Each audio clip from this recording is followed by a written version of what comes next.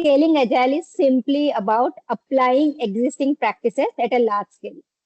In reality, we really want to think in a different perceptions, saying it's not just applying existing practices at a large scale.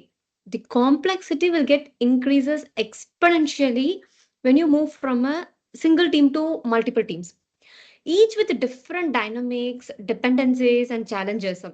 Cultural shift is a very key thing, which I believe, for command and control structure to empower self organized teams. Their organizational culture was rooted in hierarchical decision making. If we read their case studies, their organizational study was like hierarchical decision making, that self autonomous decision making was lagging, but they are trying to implement Scrum and scaling framework, which doesn't work for them. So, due to this rigid and non adaptive agile scaling approach, this particular mobile device company in the early 2000s were out of market at this moment.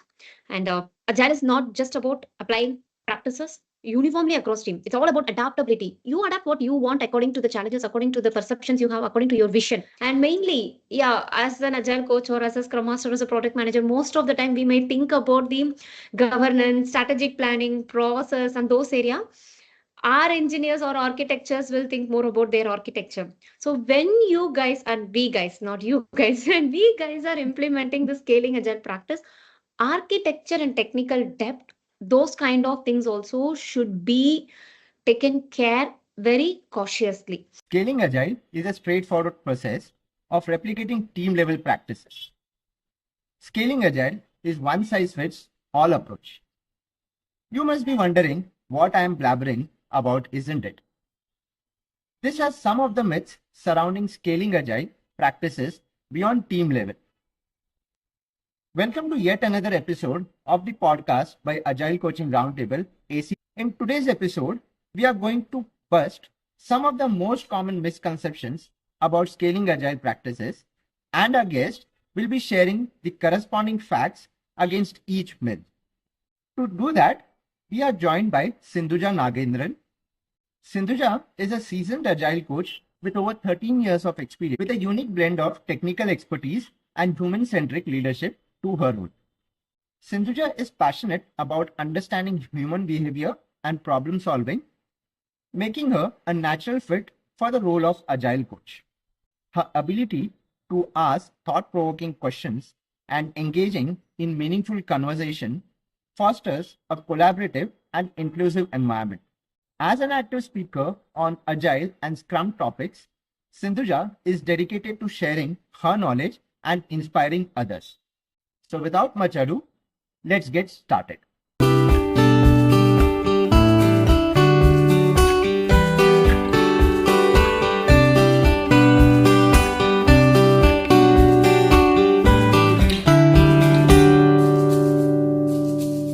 Hey listeners, exciting news. The Agile Online Summit is just around the corner. This year's summit, running from October 22nd to October 24th, features thought leaders like Jurgen Appelo, known for revolutionizing the approach to Agile frameworks. You can expect insightful live sessions, including his session on solving wicked or complex problems in organizations. Get your free ticket and join the discussion at agileonlinesummit.com. Hello, Sindhuja. Welcome to the podcast by Agile Coaching Roundtable. It's a great pleasure having you on our show. Thank you so much for joining us today. Thank you so much, Ramya and Vivek, for inviting me. And I'm so excited to be part of this podcast. Who are we? And especially also because the topic that we have chosen for you today. So today we want to have a conversation, kind of a fun kind of a conversation, wherein unlike other detailed or maybe deeper stuff, what we want to do is we want to talk about the mythbusters in terms of scaling agile practices, right? So what we would do is we would be throughout the conversation, we would be giving you some of the popular myths about the scaling agile practices, Okay. and we want you to bust those myths and also give the corresponding fact against that myth. Okay. Interesting.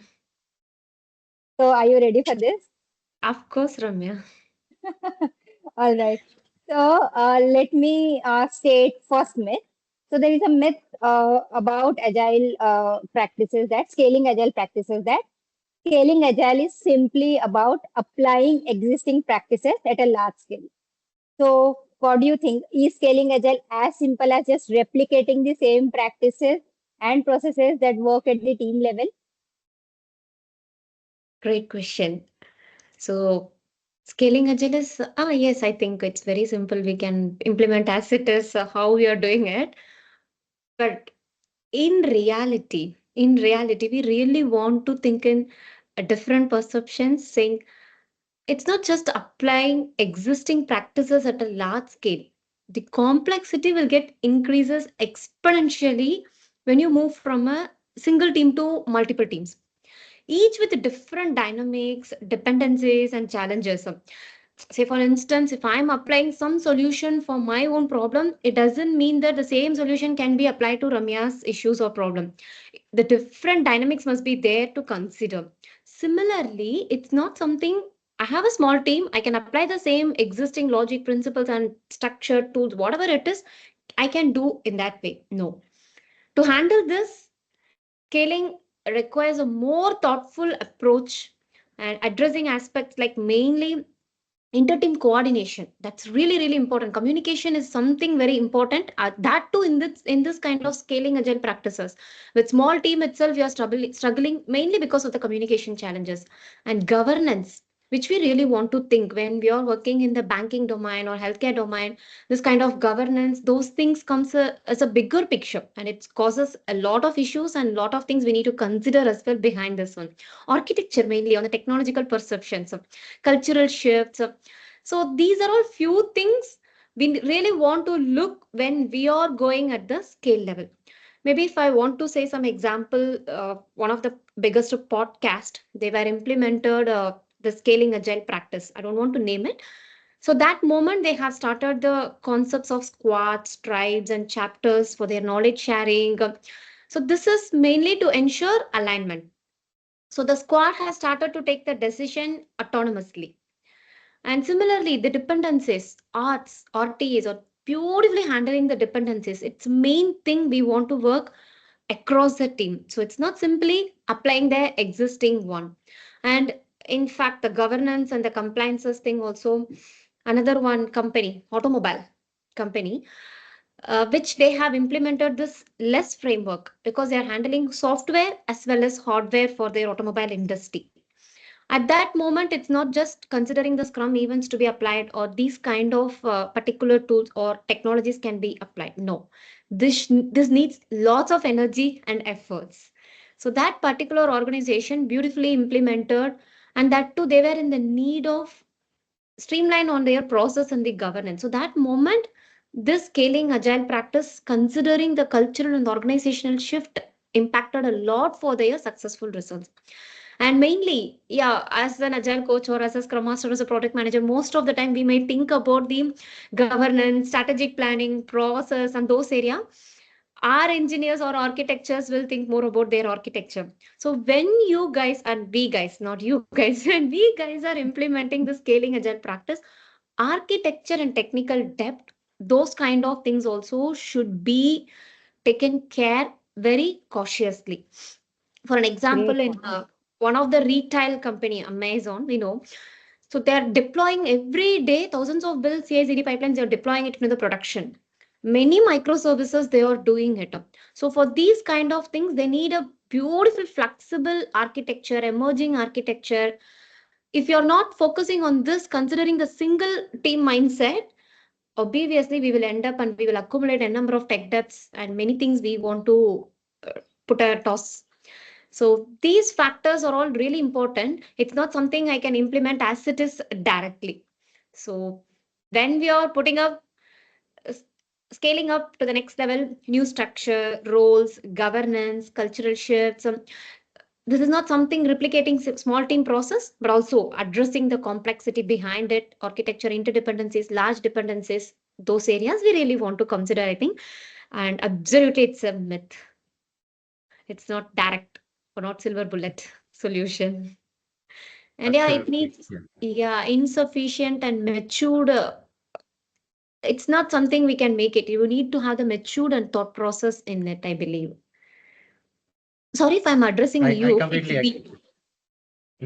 we. Yeah. No, I mean, especially the point or the aspect that you brought in is related to the governance aspect or the aspect of the overall system, or maybe from the point of view the architectural design, or maybe in terms of the emerging practices. Maybe at a team level, there is something which, as a maybe as a single component they might be doing it well, but when we try to Very scale well. it at a maybe at a program level or beyond that, it becomes important for us to have an holistic view of what Correct. are the implications, or what are the impact that it is we're going to have from certain adoption of from a process aspect, right? So thanks for articulating it well.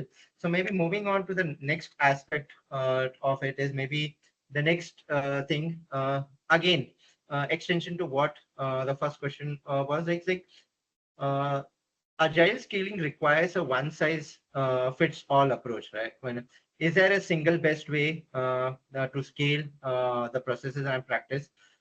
Do you align to it, or what are your thoughts or opinion to it when people say that it's a one size fits all approach within an account or a program? Ah, interesting, Vivek. If it's like if I'm following the approaches implemented by Steve Jobs or Elon Musk, I can also be them. No, that is not the case. If I'm implementing their approaches, or if I'm following their strategies, if I'm replicating it or duplicating it, I can be that. I can be in that place. No, that is not the case at all. So when we're talking about scaling agile, it's really important to recognize that each organization has its unique challenges. Vivek must have implemented something. It may work for him because his challenges are different than Sindhuja's. So they have their own unique challenges, structures, goals. So simply making this one, considering this, it will lead us to inefficiencies and misalignment. So agile is all about adaptability. This is what we are again and again we are talking. It's adaptability. So how come this implementation of one fit size is going to work? So it's all about adaptability, collaboration, and iterative learning. So more than that, the flow efficiency also needs to be considered along with the already I covered few points in my previous answers like alignment, dependency, governance, those area. Along with that, the empiricism and the flow efficiency, keeping a balance between the value and managing the workflow across multiple teams differs. It's not the same thing. This team has done this one. In my RT, you have to do this one in Agile release and you have to do this. No, that's not the case. It differs. For an example, if I want to say, I have a small family. I'm running my own small restaurant. So I have some basic menus. I'm buying fresh ingredients and cooking and making, and I'm getting the customer feedback and making it. With this idea, with this strategy, if I'm implementing and if I'm expanding my business to different countries and different areas, definitely it is going to be a mess up because different suppliers, vendors must be different, multiple locations, taste wise they will differ, very customer preferences, every other factors are there. The small business which I was running in my hometown may not applicable when I'm expanding it across the world, right? So one beautiful example which we may all aware about it in a real time, in 2000 early 2000 we were using a particular mobile device very actively. So that moment Mm, they tried to go with this kind of one size fits all approach, which ended up in a big failure. So they correct. had the practice of rigid application of Scrum. They are like implementing the Scrum for every team the same way, same style, everything, and lack of adaptability to different team needs, which is something they missed completely. So some were dealing with hardware, some more operations, some more software. Implementing the Scrum in a single way for every team, how come it will work? It may not.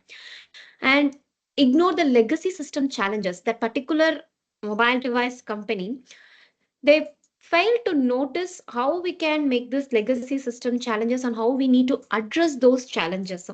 So they haven't applied the agile process as it is needed. and delays in deliveries, which caused them to uh, a loss. And their competitors started to boom in that places only. Cultural resistance. Cultural shift is a very key thing, which I believe for command and control structure to empower self-organized teams. Their organizational culture was rooted in hierarchical decision making. If we read their case studies, their organizational study was like hierarchical decision making, that self autonomous decision making was lagging, but they are trying to implement Scrum and scaling framework, which doesn't work for them. So, due to this rigid and non adaptive agile scaling approach, this particular mobile device company in the early 2000s were out of market at this moment. And agile is not just about applying practices uniformly across team. It's all about adaptability. You adapt what you want according to the challenges, according to the perceptions you have, according to your vision. So that really needs, I believe. And I hope this example of what I said is aligning with you. Absolutely. I mean, I am loving the way you're describing the situations, right? I mean, I'm sure that people who are going to watch this podcast or listen to this podcast, they are going to go back to the case studies that you're mentioning about the organization who is the number one podcast organization, and now about the mobile company, right? So Let them definitely comment. people, yeah. Let them So comment which definitely, organization, which podcast, which company is yeah, that. yeah, yeah. Yeah, if you guys know which case studies that Sindhuja is mentioning, do let us know in the comments. It would be fun to know your answers as well. And what I relate to, similar to what you mentioned, right, about when people say that one size fits all kind of an approach, right? So people say because all of us somewhere down the line, when I say all of us, people in the organization, all of us need some kind of a templatization, right? So it worked for me. So can you give that template to us so that we can also implement in our own projects or programs, Exactly. right? So that's Correct. the mindset that people have. So for me, I related to that way in terms of analogy. If I have to put, it's like parenting, right? So everyone is looking for that parenting kind of a rule book or maybe playbook, right? And we are thinking that okay, if you do this and this right in this from this playbook, you would be a great parents. But we don't realize Correct. that each child is different. Depending Yeah, upon every the child is child, we need different. to The adapt. parenting style is different. That's what I said. The example of Elon Musk. If I start following him, yeah, allow him. He inspires me. Steve Jobs, everyone. But if I apply the same approach in my ways of working and with my visions, it may not work. And I can't simply blame them because I implemented the safe. Many organizations, many of my friends and colleagues also saying that we have implemented safe and it's failure. So safe is not a great model, or less is not a great scaling agile framework. But I don't think so. That's something acceptable, at least as for my thing. How are we implementing, whether safe or less or whatever nexus? Is it really important over there? And what kind of approaches you do follow? Generally saying it is not the great framework is not something I feel we need to think through. Correct. So it's again going back to the this thing, same analogy that I gave. It's saying that okay, this kind of a parenting doesn't work for me, right? And this is something is wrong. This is not how we become parents, right? So how we do parenting. So it's again the I mean similar things, and I really like the way you gave the examples. I mean these are the things that people are going to relate to the most, right? So Europe. maybe the another myth is scaling agile is primarily a technology challenge. Is the success of agile scaling primarily dependent on technology and tools? Okay. So I remember a beautiful quote here by Mr. Peter Drucker. Drucker or Drucker? I don't know how to pronounce it. Culture eats strategy for breakfast. Breakfast. Okay. So this quote is perfectly aligning with this question or this myth, I think, right? So yes, technology is really important, and we need to really consider. Otherwise, we don't have any picture or we don't have any jobs to do. However, having said that, if we want to make this technology, it's not. primarily technological challenge. Rather, it is more about organizational culture and the process alignment. Technology plays a supporting role to implement one company's vision or the product or trying to solve the problem of the customers. And technology plays the real complexity arises from aligning people, process, and value across different teams and departments. Maybe another one small example if I want to give. Yes, please. Yeah. So this is another one popular Dutch bank. Okay. So they have started decided to scale agile process across the organization. They face the challenges far beyond technology. Far beyond technology. I mean it. Again, this is another one case study you can go and refer. So the core issue about in this particular thing is that aligning the business and IT. So usually organization works in a segregated way. Few organizations, one in my previous experience, I was part of one banking domain where they had the integration with the business and IT. Many of the organization I'm seeing this is separated and people doesn't even have the better communication connections with the business team. So more than this technology, this particular bank, Dutch based bank, had faces the challenges with business and IT, ensuring the both sides are understood the agile ways of working. So they changed the complete entire organizational structure itself. It's not just something implemented some technology. Yes, to empower this technology we need the right people in place, right process in place. Otherwise whatever we work that doesn't have visibility, more than visibility, we can't add the right value. We need to segregate what is a business value, what is a customer value. Those things and all comes when we implement the process, when we bring the correct culture and the team members. So the entire organizational structure where got changed. They're breaking down the silos and moving towards cross-functional squads. That was a big great decision for them, that they've started to feel the real outcome of this. So this required not just technological integration. Again, I'm not saying technology is not needed yet. Technology is needed, but to integrate technology, you need to have the right leadership roles, building a culture of empowerment, and restructuring teams to work around customer needs. If not customer, we are not here. So that's something we need to emphasize with our team members. It's not just with the technology. So their success came not because they implemented a better technology. Of course they implemented a better technology, but more than that, these are all the challenges they faced. And then they brought up this kind of people and process need to support agile at scale. So scaling agile is more about transforming the organization's culture, process, and structures to work in a truly agile way. It's not something implementing what we are implementing in a small level, not just bringing the technology, not just about addressing technological issues. Technology is an enabler, but it is not the core challenge. It may not be the core challenge. Of course, we can have some sessions, we can have some hands-on practices. Now, as I said, we have one vendor who is completely helping on the technological implementation and educating us, providing trainings and sessions. But working with people and bringing them, that becomes a challenge for this particular Dutch based company. So yeah, so these are all the Yes, few points which I would like to share.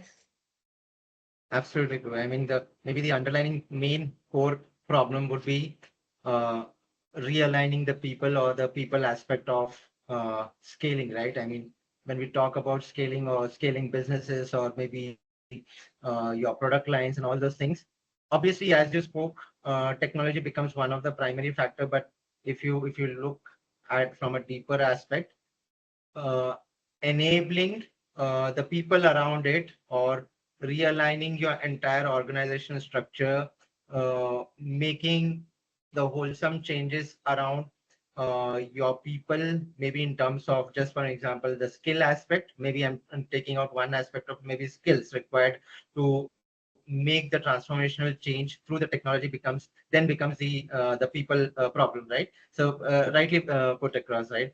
And maybe again the next aspect to it, in terms of the scaling that we I would like to bring across over here is, uh, do you really, I mean, in terms of scaling, can smaller organizations benefit from agile scaling? Or maybe it is, when we talk about scaling, it is only for large scale organizations. What are your thoughts? It is like food is for only people who are very lean, not for the bigger people. That's how the question is. So that the notion that agile scaling is only for a large organization is indeed indeed is something. It's more than myth. It's so funny, right? So agile can Correct. and should be scale based on the needs of the organization, regardless of its size. I do want food, you do want food, but I may need some other food. Ramya may need some other food, right? Ramya may need some other food. So it's nothing to do with large organization or small organization. It completely on the complexity and the scope of the work, not with the organization size, whoever it is or whatever it is. Many startups are implementing scaling agile practices, which I by myself personally know them how they are beautifully implementing it. So agile scaling is about complexity, not size at all. It can be safe, it can be lex or anything, nexus or anything. So, however, these frameworks were designed to manage complexity and dependencies across multiple teams, which can arise in both large and smaller organization. It doesn't mean that this particular issue will arise only in these bigger organizations or CMMI level 5. No, not nothing like that. So agile scaling is not exclusively to large companies. It is adaptable to any context, whether where there is a need for coordination across and several teams or complex projects anywhere else. So if I want to put up a layman example, imagine I have a small bakery that recently become popular, one of the bakery in your area. So the bakeries start out simple, making a few types of breads and cakes, some small things alone. But as their popularity grows, they decide to expand their menu. It doesn't mean that this particular bakery already in the market alone needs to implement these practices, because when the moment when they're expanding their menu and services, they need to go with and tag with multiple offer delivery services, vendors, and even open a new location. So suddenly their work becomes more complex. They must not know how to make it. They had an experience with a small thing. Though they are a small startup, it doesn't mean that they can't go ahead and approach this kind of working style. So now they have different teams focusing on baking, delivering, marketing, and customer services. So with a structured approach, this chaos and silos can be avoided and elevated. The deliveries are delayed, new recipes are inconsistent sometimes because we are implementing something. So wherever we are in the need, we can implement it. Another one example in the real time case study, if I want to say, I think I'm boring with the real time case studies a lot. No, no, no. I'm Right. So, enjoying it. Go ahead. No, please, please. so this is again another one, project management software. Okay, this company. I don't want to name it again. Let the audience identify this. Okay, this is not that popular, but yeah, it do exist in the market. It is doing very well as well. So as I said, as I already told, this is not that popular at this moment. Many of the companies, at least as far as my small knowledge, I haven't seen them using this. So they have a small to mid-sized company only. This is a project management software. It's not very massive enterprise, but it handles multiple complex projects across different teams, development, customer support, marketing, and operations. So they need a way to coordinate these teams, especially as they grow and diverse their product offerings up. So for this approach, obviously they need to scale. They need to go. So instead of following traditional approaches or some small approaches, large enterprises scaling frameworks, this particular project management software adapted already, it had happened. So they divided their work into a small sprints and followed the smaller cross-functional teams and focuses on the specific task. For large initiatives, they used a shape-up process. That is their term. With this key That's term, good. they can identify what project management software. So they have come up with the shape-up process, which is their own variation of agile planning. Every company has their own variations and their own tweakings, right? So they brought up the concept of shape-up. With this larger initiatives, they implemented this manageable shapes, small things. They are calling that as shapes before committing to work on this one.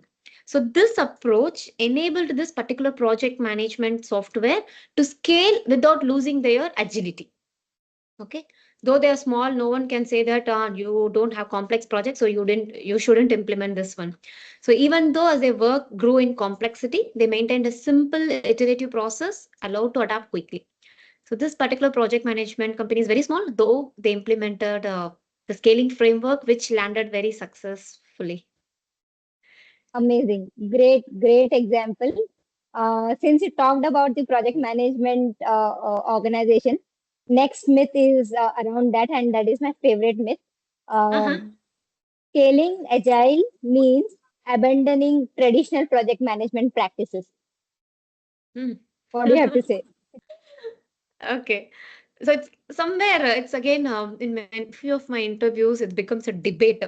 Like, how come you're saying traditional is not? No, we are not against the traditional ways of working at all. It's not that case. Wherever it shoots, go with the traditional, go with hybrid, go with agile. Wherever it shoots, right? So similarly, this question also. Well, agile frameworks can certainly bring benefits. Nevertheless, they're not a magic bullet that guarantees success simply by implementing them, right? So, Ramya, would you like to put the question again? I want to emphasize that. Yeah. So the question is, or the myth is, scaling Yeah. agile means abandoning traditional project management practices. Does scaling agile require completely abandoning the traditional project management practices? What do you think? Okay. Yeah, right. So, abandoning the traditional project is not at all the case, even though if it is scaling or small scrum. This is something I wanted to emphasize again. That's why I requested you to put up the question again. So, it is more about integrating the right elements from both approaches to meet the unique needs of the project, I believe. So, agile scaling seeks to address the complexities of the larger organizations and projects, which often require the structures and oversights of the traditional projects. Few things we may not consider in the traditional project. Few things we may not consider in agile ways of working. So, wherever this approach needs, we can pick it up and we can move on. Instead of discarding these traditional elements, it adapts them to work within an agile framework.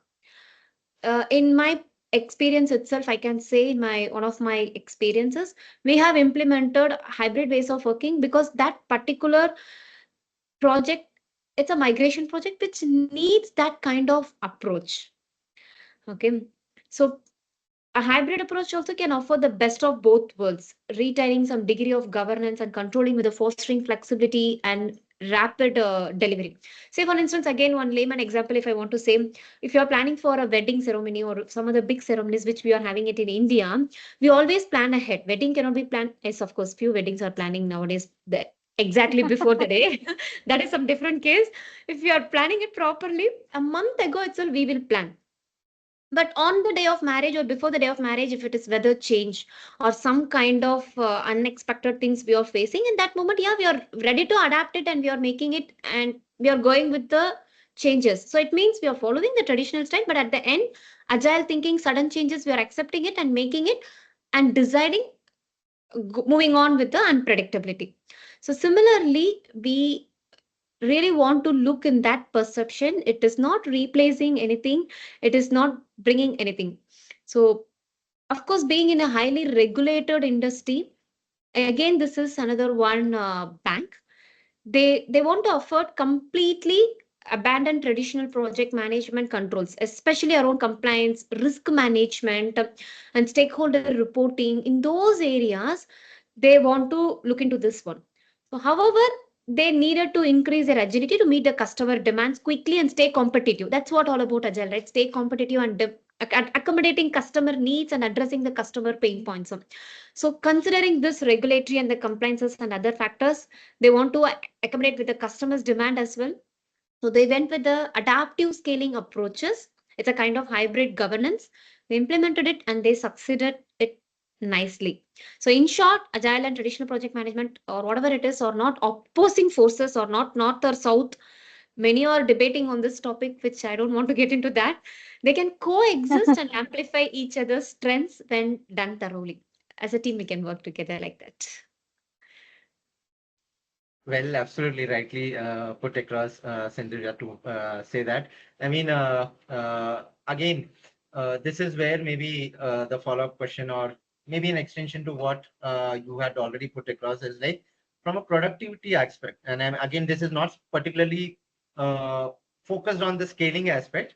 But what are your thoughts when people say, right, we're moving into agile or scaling? Productivity is sure going to increase, right? Especially the productivity and the efficiency aspect. What are your thoughts? What do you feel? Whether be agile or scaling agile, you are definitely guaranteed to increase your productivity and efficiency. Yes. Whatever I'm doing, I will guarantee for it. I never encountered any failures, and people nowadays are expecting, they don't want to get failures, but they're not enjoying the challenges and the opportunities. In fact, I refrain using the term challenges. I wish to call that as an opportunities. See, we are Wow. not implementing agiles just to say that it will increase the efficiencies, that for that everything will be success. No, that is not the case. In fact, in reality, we are implementing agile ways of working to better understand where we can fail at the earliest stage. Past fail is a Yes. beautiful concept in agile, right? So it's not something I'm implementing agile or scrum or scaling agile framework just to bring everything in place, just to be success all the time. No, that is not the case. It's a continuous learning process, and this agile ways of working enables this continuous learning process for us to know where we can fail in the early stage itself, and then we are bringing up slowly stabilization. And I never ever believe if something is so called perfect.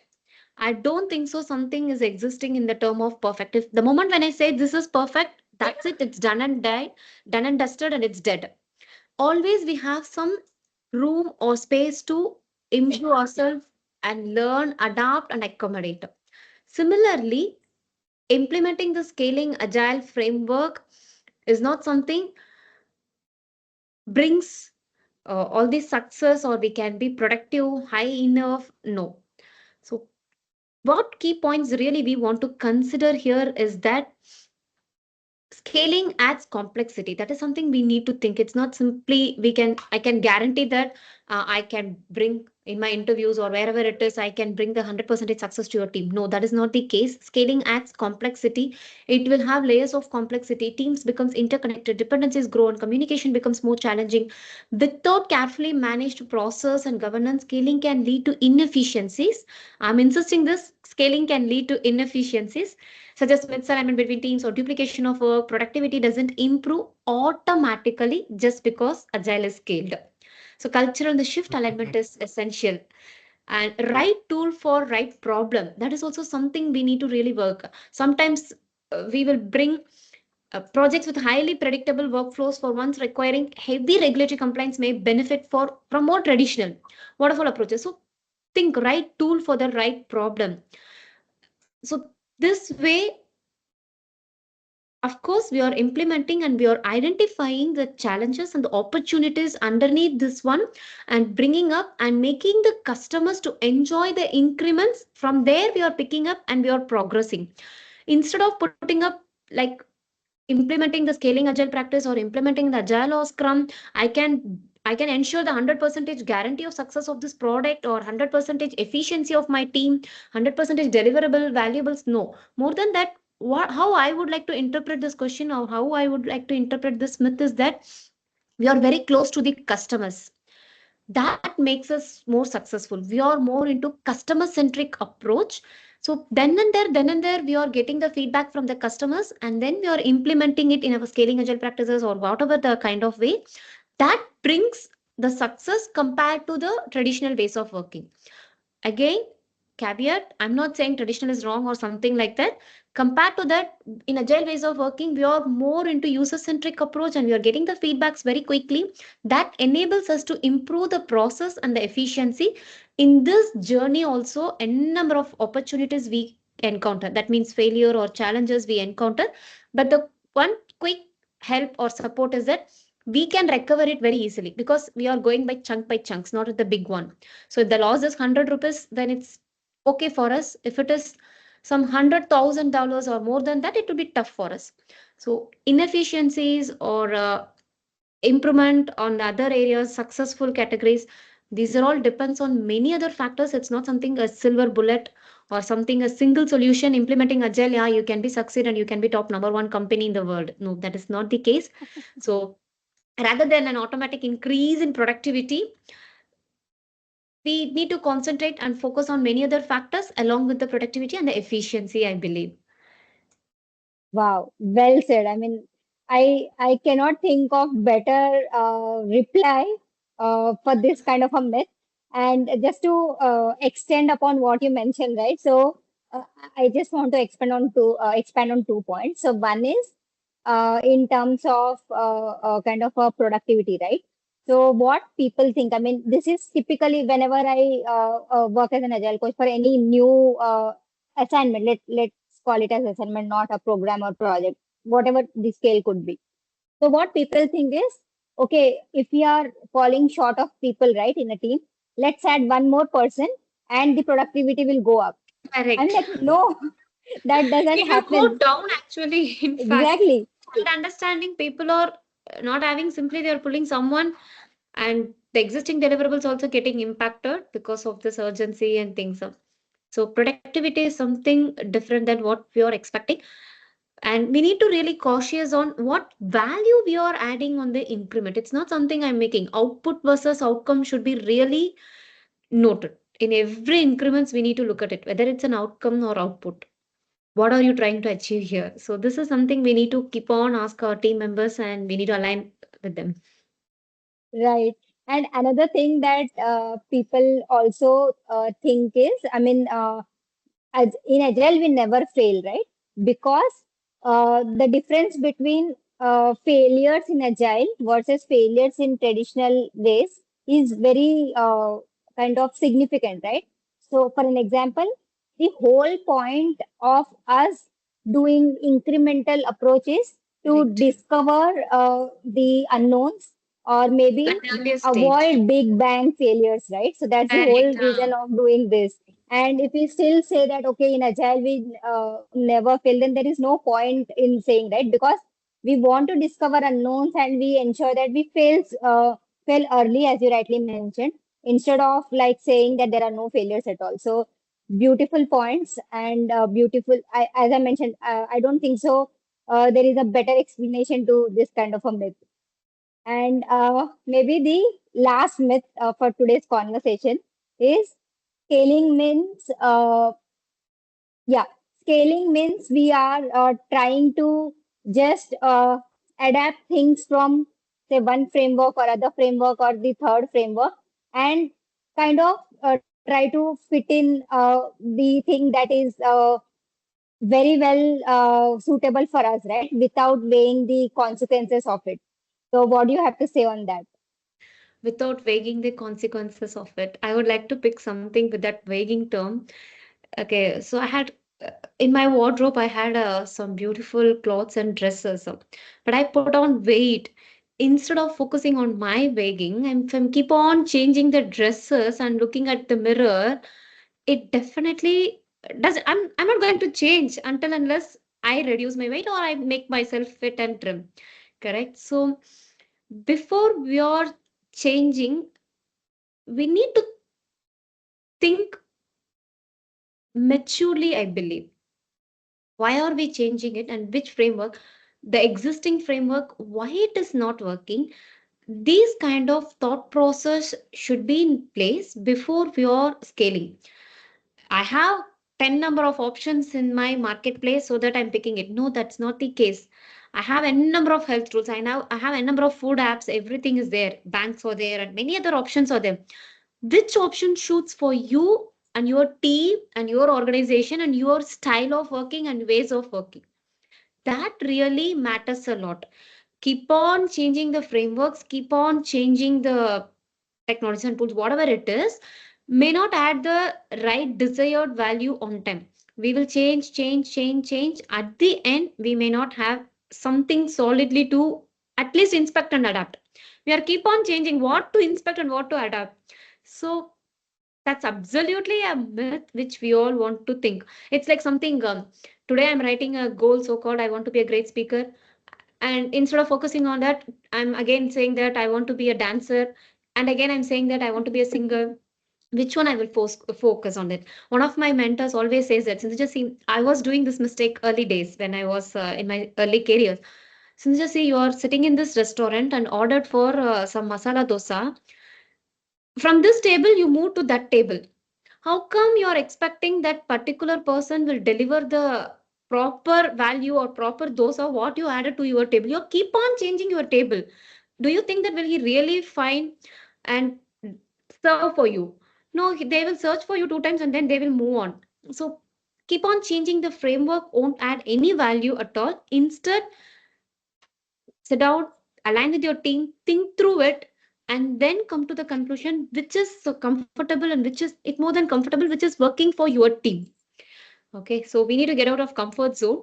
So I shouldn't use the term comfortable, which works for your team, which you think, do some research, do some comparisons, analysis, technical evaluations, go with the scoring methodologies and sizing, those things, and then come up which framework will be helpful.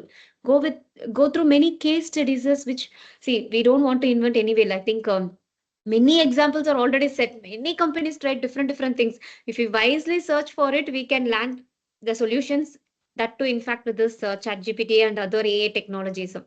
So we need to work wisely, little bit proactively, and then we want to stick with one framework. So keep on changing may not add any value to you, to everyone, not to you guys.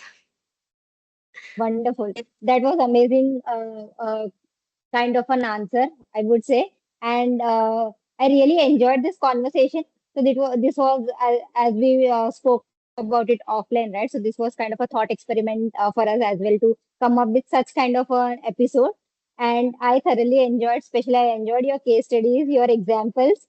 And I believe this episode is going to be kind of a preparation for an interview for anyone who is looking to give the Scrum Master or Agile Coach interview. That would be kind of a answers they can find because there are many people who kind of do a lot of anti patterns and they do not know what is how they should be approaching certain things. Right. So this episode would help all of those people. And for our audiences, please comment in the comment section on the case studies that Sindhuja spoke about. Let us see whether you were able to kind of identify those organizations that Sindhuja gave the examples of. It would be fun to know from you. And Sindhuja, thank you so much for coming over and doing this podcast with us. It was a great conversation. We really had a fun with you. Thank you so much for the opportunity, Ramya and Vivek. It's very pleasure meeting you guys today and be part of your journey. Thank you so much for watching this episode patiently till the end. We hope you enjoyed the episode. We'll meet you again in the next episode. Till then, if you like a podcast show, then do like, share, subscribe, and let us know your feedback in the comment section. You can also listen to the episodes on Spotify, Apple Podcasts, Google Podcasts, Amazon Music, and Audible. Thank you.